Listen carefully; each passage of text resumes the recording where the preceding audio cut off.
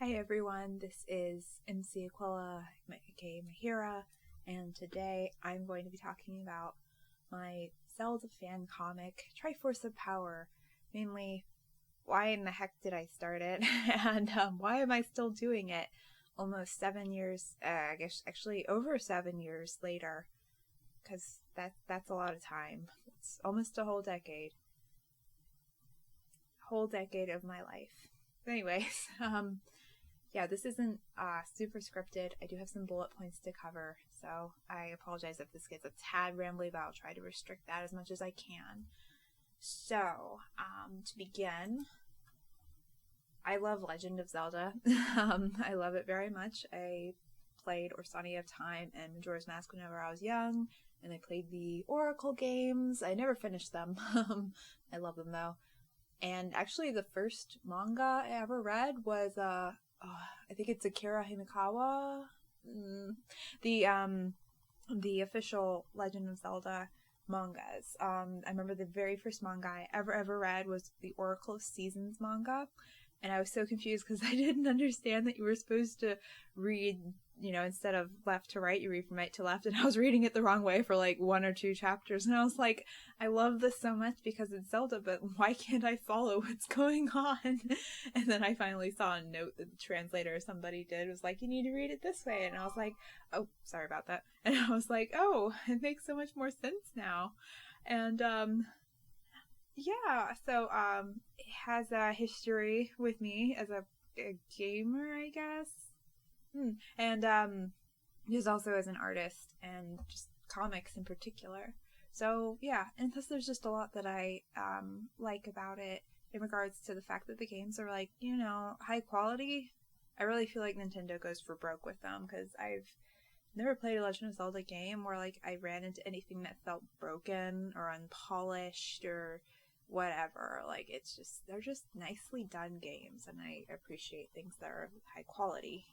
And yeah, a lot about like the fantasy elements I love them, and the characters, and the art designs, and the setting designs, and the gameplay, and the music. Oh my gosh, yes, the music. Yeah, I could go on. So anyways, I love the Legend of Zelda games, even though I haven't played all of them because I have limited time and limited money, but maybe someday. Anyways, so I love them so much that in, I think, 2012, yeah, or maybe 2011, I came up with 2 fan story ideas. The first one was, I think it was called Deluge. It was basically about the flooding of Hyrule, which is talked about in the beginning of Wind Waker, because that seemed like it would be an interesting story. I'm still kind of interested in doing that, but yeah, we'll see. And the second one was what would become Triforce of Power, the idea of doing a younger Link who was traveling around trying to get his fortune with Ganondorf. There were some differences in the earlier concepts, like there was a Keaton character who was a part, so like it was, instead of just Link and Ganondorf, it was a trio. It was Link, Ganondorf, and this little Keaton, and the Keaton was really adorable. But I had removed the Keaton because it was just kind of getting in the way. I think I mentioned this in the Triforce of Power zine that I did, which that covers more of like the creation of it. So anyways, so Deluge, I wrote a few chapters of it, and it was bad. It was really bad. My sense of pacing for fiction at that time was absolute garbage. I still like some of the ideas, and I think the concept was a good one. And I also still like the Zelda in that. She was fun and ginger. I like ginger Zeldas. And with curly hair. Ginger curly hair is so beautiful. So, yeah. But it didn't work out. It wasn't very good. And so I didn't start Triforce of Power because I was like, well, I'll do this Deluge thing first, and obviously that tanked, so I was just like, oh, I can't do this, or whatever. Also, yeah, school was busy at that time. But then I was kind of in a lull with things in the end of 2014, and I was waiting to hear back from some MFA programs I applied to, so that was I needed a distraction, basically. And I was like, well, I still love this idea, and let's try it. And I remember there was a time during that preparation period around the end of 2014, because I started the comic near the start of 2015, where I was doing research. I was like, what other Zelda fanfics or fancomics are out there that are similar to this concept of Ganondorf being a main character and not being evil and with a younger Link? And back then, there was not very much. There was the Demon Road fan comic where it was Link and Ganondorf and Zelda were all the same age, and Link and Ganondorf were basically co-workers. I didn't read tons of that, personally just because the update schedule is insanely slow. Yeah, that was a little unfortunate. I don't know how far they are into that comic. I know the creators of that have a lot of other stuff going on, so they might have dropped it. It happens. But anyway, so there was that. That was really... That had a lot going for it at the time. I remember there was a lot of tension on it, because it was, as far as I know, it was the first of its kind with that concept of Gan not being a villain. So there was that, but that was different enough from what I was thinking of, so I didn't feel like I was, quote-unquote, copying them or whatever. So, and then there was one fanfic, I can't remember the name of it, where Ganondorf was still evil, but he was, raising Link. This was a fanfic. This is before, there's a fan comic like that now, Growing Up Gyarados, but this was, totally different. And this was way back before Growing Up Gyarados started. Well, I guess it was only a few years, but it feels like a long time. Early, before 2015 is all kind of strange somehow sometimes. But anywho, so I was excited to see that this was similarly kind of a new territory thing. I was gonna be doing something that very few people were doing, and nobody was doing it in this way before, with Gan being older and not a villain, but he's also has the potential to maybe be a villain, and Link was a gremlin boy. But yeah, so I was excited with that. The main drawback was that I had and still have chronic tendonitis, and I think I also developed tennis elbow. I think it was actually the summer of 2015. Anyway, so I had some things that made drawing not easy. So I had kind of fallen off the drawing train. I was like, well, I want to draw and I want to do this comic, but it hurt a lot to type at that time, which is funny because that's not so much the case now. I mean, it still kind of is, but it was worse then for some reason. I don't know. But so I didn't want to type the font for what the characters were saying. So I was like, well, I'll just do everything hand drawn, traditional media.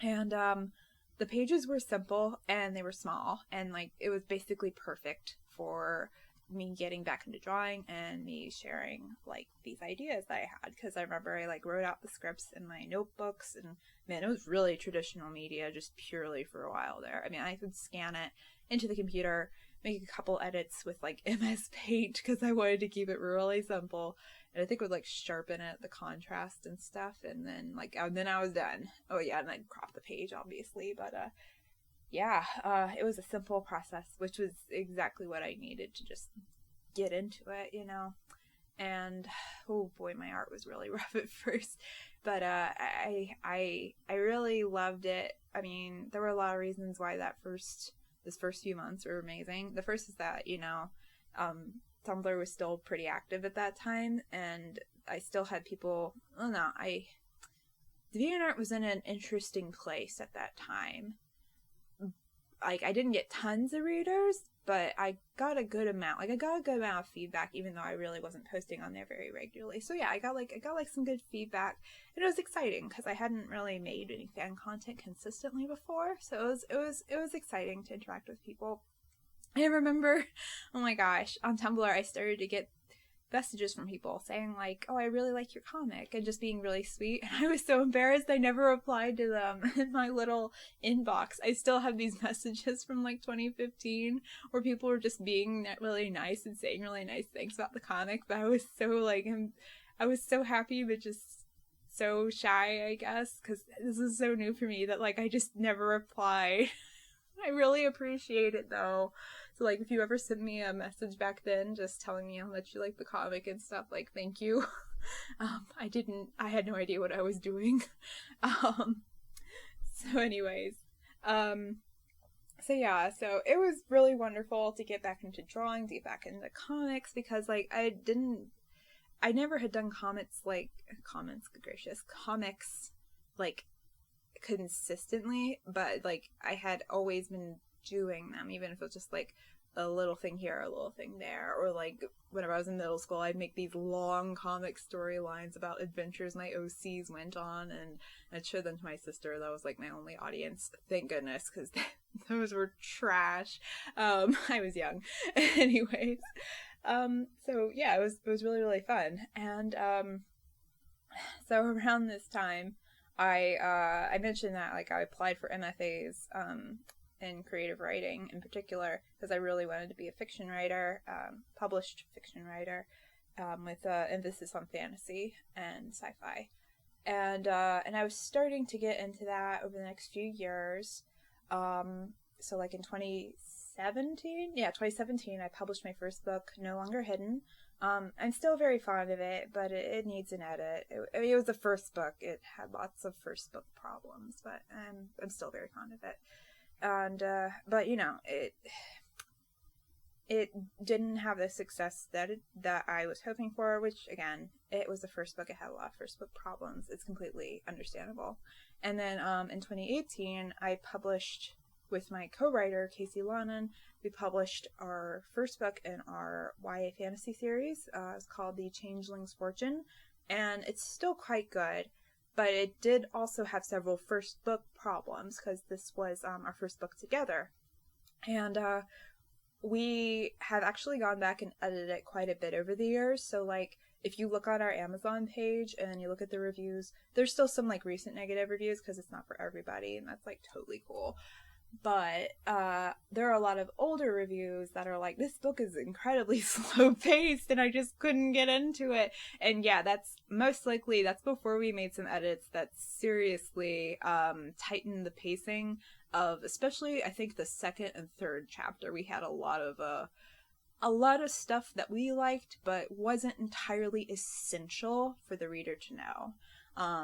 So yes, we cut that out later on. But yeah, so, like, then we published a second book in 2018, and that book was so much better. I don't even know if we've had to edit it very much at all. The pacing was infinitely better.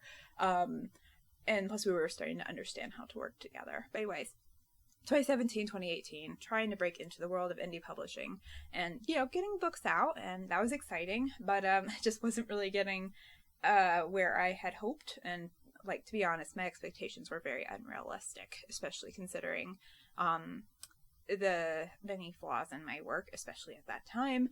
And so I was just kind of discouraged. And I remember I wasn't taking the comic very seriously at that time, and, like, not in a way that, like, I wasn't putting in my best effort into it, but just, like, it was just a thing that I was doing for fun, which is, like, I think that's how a lot of people do comics, and that is 100% legit. But yeah, I just remember being unsure about where I was headed with my creative career, I guess, because of how everything was. And then I got this wonderful, like, unintentionally backhanded compliment from one of my siblings, where I think my brother read a little bit of TRIFORCE of Power, and he was like, wow, this is so much better than any of your books. It's just so much more engaging. And I don't think he meant that in a bad way. But again, remember that, like, my first couple of books were kind of rough. We had not edited that, you know, the first collab book yet. And I was like, wow, thanks a lot, dude. And he really didn't mean it in a mean way. But that's part of why it's really funny to me. But anyways, so I was like, so it made me step back and think, like, you know, I've always loved doing comics. Like, I've loved doing comics even more than writing fiction. And, like, I still love writing out, always love writing. But, like, comics have always been a passion for me. And I just never really realized it, which is, like, kind of funny. It's like, this has taken up a huge part of my life, even more than writing. So, like, why the heck did I ever realize this? And then that, coupled with, like, the positive feedback and just steady following, my following has never been huge, which is understandable for a wide variety of reasons that I can get into another video. But just made me realize that, like, you know, maybe I could take this comic thing a little more seriously, you know, as far as doing something more with it rather than just it being a fun pastime, because that's how I felt called to go moving forward. And one thing that I really enjoyed about writing the book with Casey Lonan was the collaborative process. It's really, really fun. I know there's some people who do not like doing things collaboratively, but I love it a lot. And to be honest, I think I thrive off of it, because sometimes, let me back up a bit. I think one of the most valuable skills any creative person can have, especially writers, is the ability to approach a story question, a character, a plot point, etc., from like a completely different angle. I always think of the what is it, Phoenix Wright in the first few games, where his dead mentor is like, you gotta approach it from another angle, Phoenix. Like, it's exactly, well, it's not exactly like that, but it's pretty darn similar, because sometimes that is the only way that you're gonna fix a problem or come up with the idea that really works. So where was I going with this? Oh, right. So like, yeah, so sometimes whenever you have a problem changing your perspective, which can happen with me because I can just get set in my ways, having another person, having a collaborative process going on can really just help you to shake things up and see things from another angle, which is just very important. So I apologize, stuttering. I apologize if I'm saying a lot. I'm getting to the, dang it, I did it again. I'm getting to the part that's like really less scripted. The point that I'm trying to make is that is one thing that I did not expect from comics, but I love about comics, is that readers who give their feedback will share things like, oh, wouldn't it be fun if this thing happened? Or, oh my gosh, I bet he's going to talk about this. Or, I bet this problem's going to occur. Or like, when will we see this character? And I'll be like, oh my gosh, these ideas are so good. And not always will they work. There are sometimes whenever people have brought up ideas that are like, so cool, but I'm like, that's amazing, but like, it literally couldn't work because that character is dead or something like that. But it's awesome. Like, I remember the idea of having, I think that I threw out the designs for Puppy Wolf Link and Borg Ganondorf for this comic. I think I threw them out just kind of randomly, like, oh, here's how they would look if they transformed. Aren't they funny? Isn't little puppy Link cute? He is super cute. And somebody's like, one of my readers was like, sounds like the Skull Kid would probably be the one responsible for changing them up, changing them to animals. And I was like, oh my gosh, like, that is such a great idea. The Skull Kid would totally do that. And that makes the Lost Woods storyline so much more interesting. And to be honest, I don't even know if I had any ideas for the Lost Woods storyline. Like, I think I knew that I wanted them to go there, but I didn't know it was going to happen, really. This was really early on.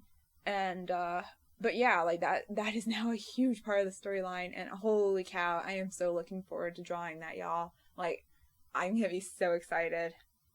When we get to that part, we're going to get there pretty soon. I am so excited just to draw them as animals. I love drawing animals. Anyways, so unexpected collaboration, quote unquote. I mean, I guess it's a little bit different than like a collab with a co-writer, obviously, but like, it's still there. Like, you still are benefiting from feedback from others, and it's so awesome. I really love that. It's not for everybody, but I really like it. I really like that that's something that I was able to discover and learn about as my, as a part of making this comic. And, so this comic has been going on for 7 years at this point, and, I mean, there's a lot that I have loved about it, and I do love, and I am looking forward to, and I have to say, the biggest thing at the end of the day is,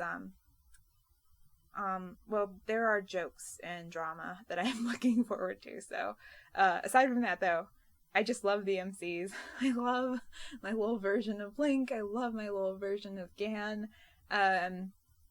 I have been just figuring them out as I go, I'll be honest. Like, I had character ideas, but, like, things have shifted over time, and it's so exciting.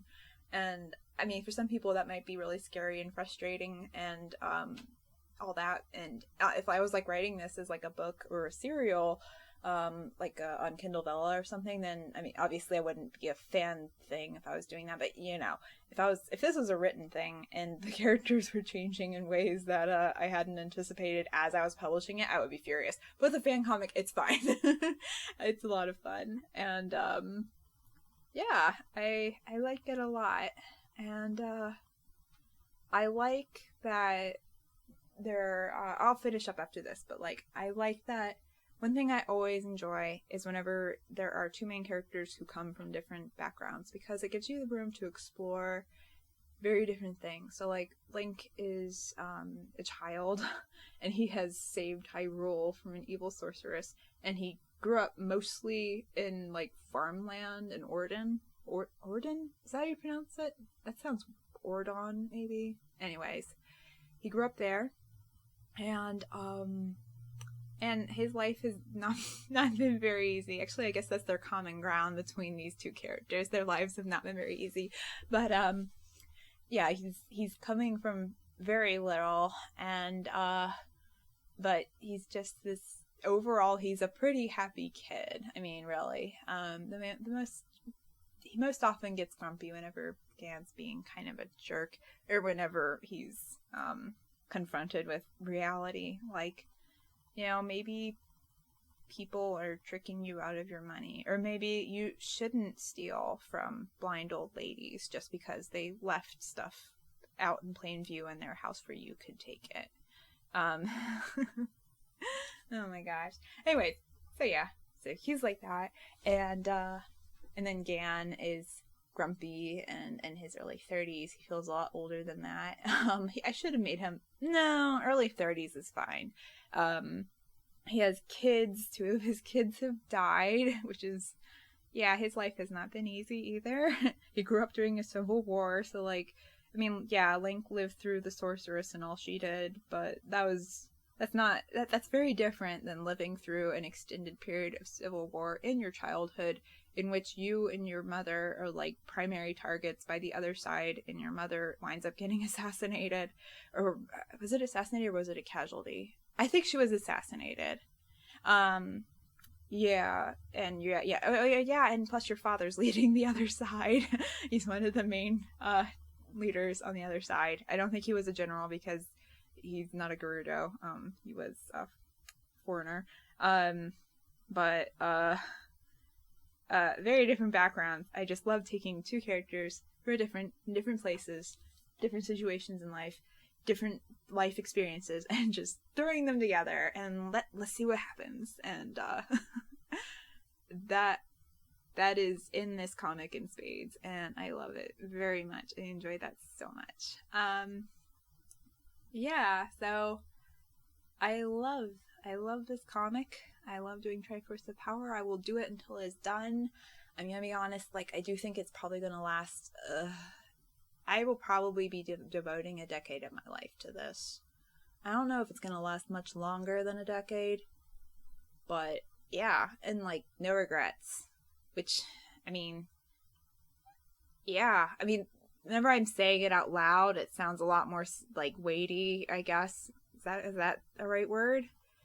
It sounds a lot more intense than it is. Like, yeah, I spent a whole decade of my life or more on this Zelda fan comic, but like, that sounds intense even to me. But actually, whenever it comes down to it, I don't really care because I love it so much. Yeah, so yeah. Have you read Triforce of Power? If you haven't read it, if you're curious, it is linked below. And I do have a Patreon for it, and it has tons of content you won't find anywhere else, including polls for bonus art every other month, and the bonus art polls are based on obscure holidays, which is just the best thing ever.